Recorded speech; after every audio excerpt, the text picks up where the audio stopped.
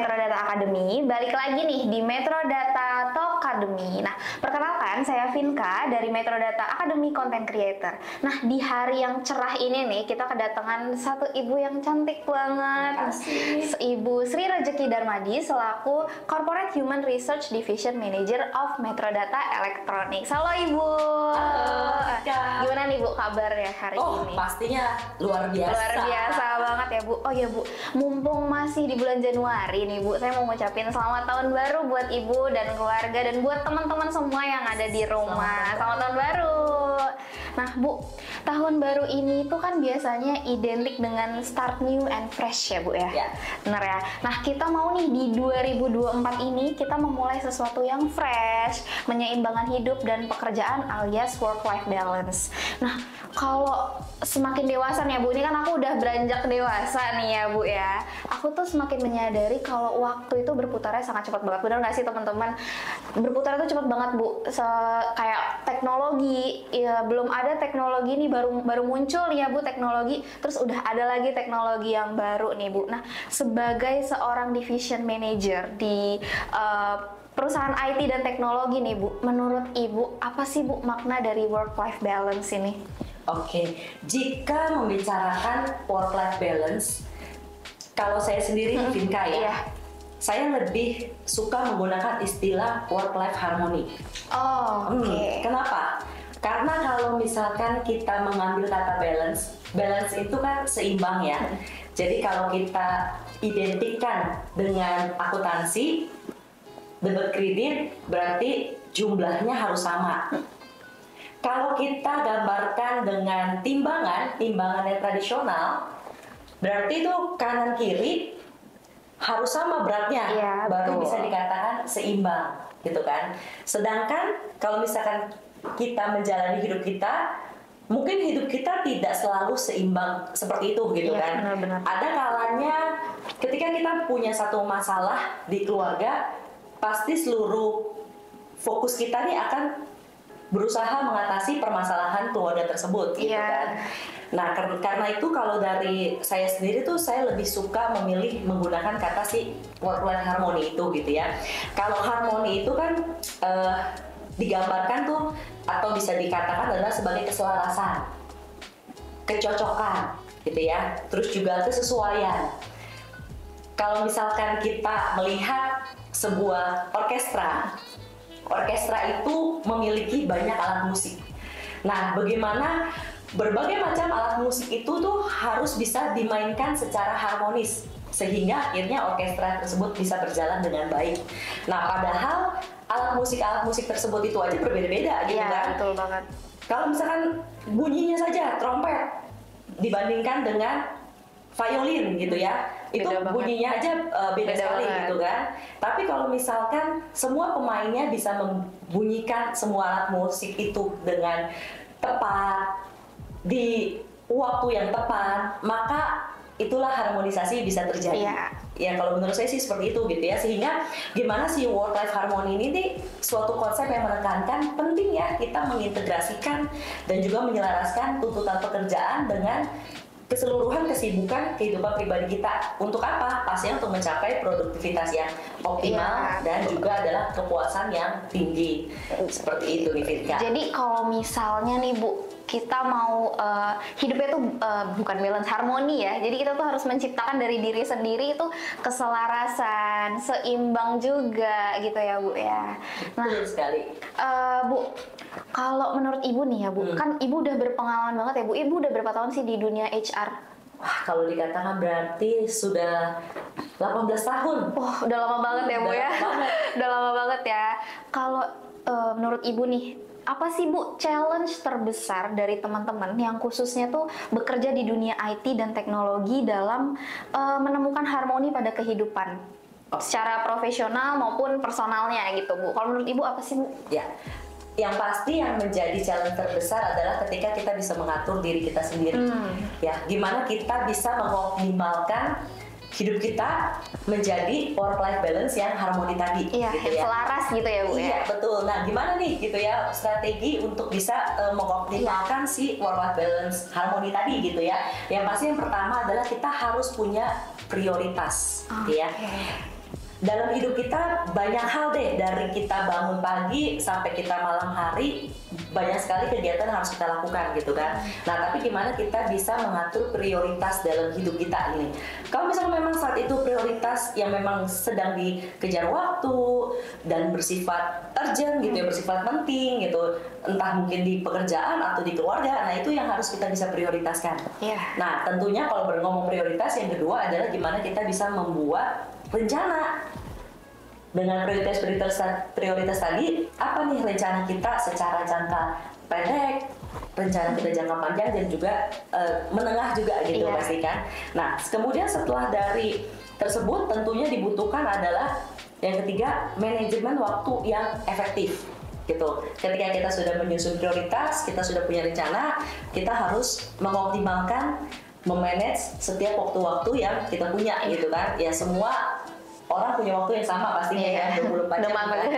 Bukan 25 ya Bu. Jadi punya 26 jam. Aduh, nggak punya lagi Bu. Kalau punya mau sih Bu. Iya mau.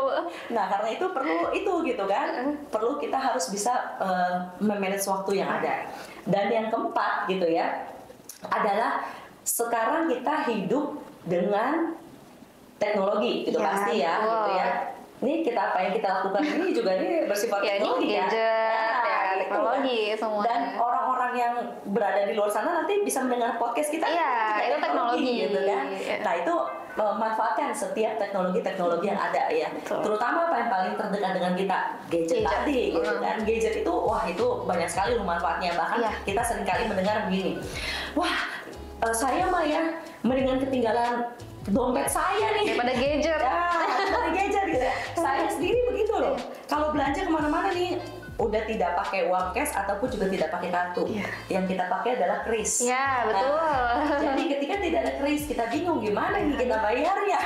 Mau naik Gojek pakai GoPay, pakai m-banking. Yes, betul. Jadi gadget tuh penting ya sebenarnya, penting banget.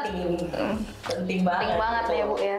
Tapi aku senang banget sih Bu, tadi Bu ngasih tips produktif, manajemen waktu, itu aku senang banget. Soalnya aku juga lagi belajar nih Bu soal manajemen waktu, apalagi kan aku juga kuliah, terus sekarang aku di kantor Metro Data ini, jadi harus menyeimbangkan gitu ya Bu ya.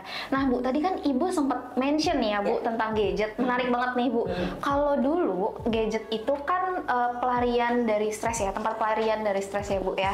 Aku juga gitu soalnya, kalau misalnya aku lagi aduh pusing banget nih ngurusin ini ngurusin itu, aku pasti main gadget, buka TikTok, buka apapun itu yang ada di gadget. Nah, tapi kalau sekarang nih Bu, gadget tuh bisa jadi source of stress gitu loh Bu. Nah, boleh nggak sih Bu share tipsnya nih Bu, gimana cara bikin boundary atau batasan buat diri kita saat sedang main gadget biar nggak malah bikin stres gitu Bu. Bahkan lampu dari gadget aja ya itu bisa buat stres juga. Oh iya Bu. Iya. Baru tahu malah saya. Iya, jadi kalau misalkan nih kita mau tidur gitu ya, ada handphone di sebelah kita gitu ya, itu pasti akhirnya mata kita pun tidak bisa merem. Nggak bisa merem. Malah fokusnya pengennya main gadget terus. Betul, gitu. Ya, entah karena sinarnya, karena keisengan tangan gitu. Ada notif sedikit ya Bu. Itu dia. Memang sih, maksudnya gadget itu bisa membantu produktivitas kita gitu ya. Nah, tapi gimana kita harus bisa membuat batasan nih, gitu kan? Betul. Membuat batasan pada saat kita menggunakan. Tentunya dengan apa? Ya kita harus bisa merimain diri kita sendiri ketika misalkan biasa lihat TikTok, lihat IG, seru banget bukan? Iya, keterusan nih bisa berjam-jam nih Bu bukanya nih Bu. Lihat update itu penting. Iya. Karena kalau nggak gitu, aduh ketinggalan berita nih saya. Nah, karena itu perlu nih ketika kita udah merasa nih ya, dan juga udah melihat waktu ya, wah kayaknya udah lama nih kita ngelihat handphone gitu ya. Oke, mari letakkan dia gitu ya. Letakkan dan bahkan silent gitu kan, supaya jadi udah tidak mengganggu kita. Ataupun ketika kita lagi mengerjakan suatu project. Nah, bahkan saya sendiri ya kan pastinya teman-teman juga mungkin suka WhatsApp-nya ditaruh gitu ya di laptop, dikaitkan lah gitu ya. Nah, kalau kita sedang mengerjakan satu project yang memang penting gitu ya, sedang dikejar waktu, akan sangat baik sekali, udah mendingan dia dikeluarkan dulu, sehingga kan kalau setiap ada WA kan pengennya kan pasti langsung ngebalas gitu kan, wah cepet-cepet gitu, karena itu perlu gitu ya untuk ya udah deh sementara disingkirkan dulu deh, sehingga akhirnya kita juga nggak terdistract ya.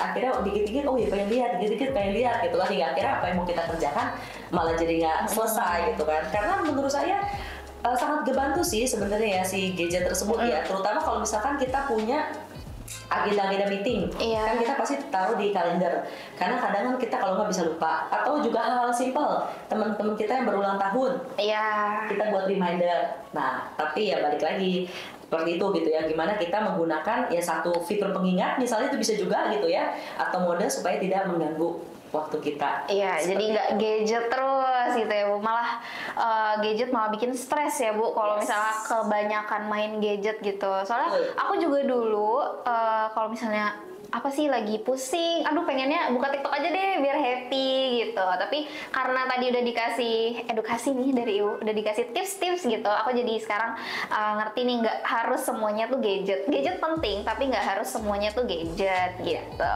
Nah Bu, Ibu kan sebagai seorang expertise ya Bu, Ibu dan tim ini kan sudah berpengalaman banget nih menghadapi teman-teman yang struggling dengan kehidupan harmoni atau balance gitu ya Bu ya. Kira-kira nih Bu, strategi apa sih yang biasa Ibu dan tim gunakan untuk membantu teman-teman nih Bu? Oke. Kira-kira apa nih Bu strateginya? Iya, jadi kalau kami dari tim HR sendiri ya, tentunya kami tidak bisa melakukan untuk harmonisasi di pekerjaan ya, terutama di Metrodata ini sendiri. Nah, jadi strategi kami adalah menggandeng ya, melibatkan manajer gitu ya, yang melibatkan manajer, melibatkan atasan lah dari karyawan-karyawan yang ada.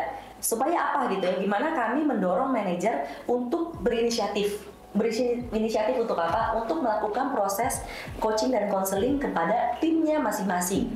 Kan tentunya proses coaching dan konseling itu tidak hanya dilakukan setahun sekali, pastinya tidak gitu ya, tapi bisa dilakukan secara berkontinu gitu, sehingga ketika karyawan-karyawan mereka wah saya sulit nih di pekerjaan bagian ini, atau ketika misalkan mereka bertemu dengan customer, bertemu dengan prinsipal gitu ya, wah memiliki kesulitan tersendiri misalnya, nah mereka bisa berkonseling, mereka bisa coaching kepada manajernya.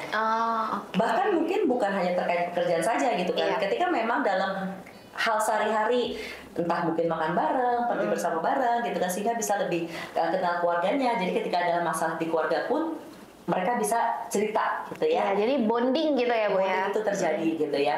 Dan apalagi gitu ya yang dari tim HR sendiri lakukan itu adalah kami juga membuka jika dari karyawan-karyawan yang ingin konseling ya, memiliki beban gitu ya, yang ingin bercerita gitu ya. Mereka bisa cerita kepada tim HR yang tentunya secara kompetensi sudah mampu gitu ya untuk bisa menjadi konselor gitu ya, untuk istilahnya mungkin tidak solusi yang bisa diberikan, tapi ketika teman-teman bercerita itu kan menjadi suatu hal yang menjadi lebih ringan gitu ya. Iya, kami menyebut dengan Metrodata Curhat Channel gitu ya. Iya, keren banget. Ataupun juga kalau misalkan mereka ingin berkonsultasi dengan pihak luar, kami juga menggandeng gitu ya, bekerja sama dengan psikolog gitu ya, untuk mereka bisa meluangkan waktunya untuk bisa sharing seperti itu. Jadi mental tetap aman ya Bu ya. Mental tetap aman di Metrodata Curhat nih teman-teman. Diingat ya teman-teman, kalau misalnya di Metrodata teman-teman karyawan mungkin ada Metrodata Curhat. Jadi bisa curhat, curhat channel. Oke Bu, kalau Ibu sendiri gitu ya, Ibu pernah nggak sih ngerasa burnout gitu Bu? Oh pastilah ya gitu. Pasti ya Bu ya. Sekarang udah berkeluarga, anak dikit, 3 aja. 3 aja. Terus di pekerjaan ya pasti pernah lah. Terus Ibu stresnya tuh dibawa ke kehidupan pribadi nggak sih Bu? Oke. Kadang seperti itu loh. Iya. Dan terkadang bisa nggak disadari, ya. Dari misalkan memang sedang ada beban pekerjaan di kantor, terus pulang ke rumah gitu kan, apa yang masih ada di pikiran hingga akhirnya terpengaruh nih, terbawa ketika di rumah. Nah, hingga akhirnya apa? Kita yang harus alert diri kita sendiri, harus remind nih, wah nggak bisa nih gitu ya, kita harus sadar. Ini kenapa kita hari ini jadi marah-marah gitu ya? Ada apa gitu kan? Ini kok kayaknya nggak tepat gitu kan? Nah, biasanya seperti, jadi saya kalau misalkan memang udah terlalu banyak hal, kembali ke yang tadi sempat saya informasikan di atas, prioritas. Wah, ini kadang nih ya kalau memang kita udah terlalu banyak hal ya, teman-teman pasti rasakan nih ya, di otak kita nih kayaknya wah itu kayak benang kusut. Ini ada ngomong kanan kiri nih gitu. Bener banget Bu, bener banget. Tenangkan diri gitu kan ya, mengambil waktu gitu ya 2 menit lah gitu ya untuk kembali dan juga menulis ya. Jadi kayak refleksi diri ya Bu ya? Iya betul, karena tidak bisa kalau kita cuma ada di pikiran, oh di pikiran saya mau ngerjain ini, enggak. Yang paling terpenting kalau buat saya itu ya, kita harus menulis. Tuliskan prioritas tadi. Wah saya punya 1, saya punya 2, saya punya 3. Ada apa nih beban-beban pekerjaan ataupun hal-hal yang mesti saya selesaikan. Nah setelah saya tulis, kembali kayak tadi, tentukan lagi prioritas. Oh ternyata ini yang harus saya selesaikan dulu, ini harus saya selesaikan dulu gitu ya. Bukan berarti yang lain-lain dari sini kan enggak, tapi kan kita bisa melihat oh ini masih ada jangka waktu 2 hari, 3 hari, oke berarti yang harus ini yang lebih urgent, ini yang harus lebih cepat duluan. Seperti itu gitu ya, karena kalau enggak di kantor, akhirnya enggak di rumah, akhirnya pasti semuanya jadi berantakan. Betul. Kebawa ke semuanya ya Bu iya, ya? Betul, akhirnya kebawa ya maunya marah-marah gitu, juga kesel, hingga akhirnya juga menyelesaikan segala sesuatu nggak beres gitu kan. Oh yaudah ini kerjain setengah, nggak sepenuh hati, pengaruh banyak hal jadi seperti itu. Wah seru banget Ibu, seru banget nih Bu ngobrol-ngobrolnya nih Bu. Tapi sayang banget waktu kita nih terbatas. Tapi next time boleh ya Bu kita ngobrol-ngobrol lagi. Nah sebelum kita benar-benar berpamitan nih Bu sama teman-teman di rumah, ada nggak sih pesan-pesan Bu mengenai work-life harmony ya, work-life harmony gitu. Terutama buat teman-teman yang baru banget mulai berkarir kayak aku gitu. Ada nggak Bu? Iya. Gini teman-teman, yang paling terpenting tuh adalah mari kita fokus kepada passion ya. Mungkin kalau kita katakan passion, apalagi gitu ya, passion adalah memang sesuatu hal yang kita minati, yang memang kita senang jalanin, yang memang kita ingin, wah pokoknya hidup saya banget nih seperti itu gitu ya. Tapi kalau misalkan kita katakan passion, apakah memang pendidikan kita gitu ya, apakah memang bisa sesuai selalu dengan passion kita? Terkadang bahkan tidak. Atau misalkan kita saat ini sudah bekerja, apakah pekerjaan yang kita jalani saat ini bisa sesuai dengan passion kita? Terkadang bisa juga tidak gitu kan. Nah tapi yang terpenting adalah ketika memang teman-teman sudah menemukan satu passion dari teman-teman sendiri gitu ya, yang mungkin sangat bertolak belakang gitu ya dengan apa yang saat ini jalani, tidak masalah gitu ya, karena ketika kita udah menemukan passion kita, kita pasti akan menjalani dengan sepenuh hati.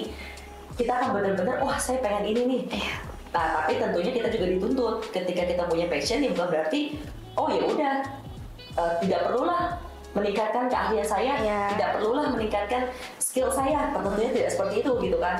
Tetap harus belajar gitu kan, tetap harus, oh saya tahu nih saya passion di contoh gitu ya, misalkan selama ini kita menjalani dan kita belajar di dunia accounting, tapi ternyata ketika kita bekerja, kita melihat, oh ternyata saya suka nih di dunia sales, itu kan sangat bertolak belakang gitu ya Vinka ya.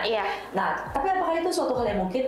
Itu sangat mungkin terjadi, tapi yang penting adalah ya udah ketika kita tahu, oke, passion saya seperti ini, suatu hal yang berbeda, berarti saya akan mulai lagi dari nol, itu pasti harus ada kerelaan di sana, saya harus memiliki waktu lagi untuk belajar lagi, apa sih terkait dengan sales, produk-produk apa misalkan yang harus dijual, misalkan contohnya seperti itu gitu kan, hingga akhirnya apa, ya udah kalau kita sudah menjalankan passion kita, kesukaan kita akan menjalankannya juga dengan senang hati, hingga akhirnya udah hidup kita pun juga akhirnya menjadi harmonis, baik mau di pekerjaan, di keluarga gitu ya, dalam bermasyarakat, dalam bertetangga, akhirnya juga bisa menjalankan semuanya dengan baik.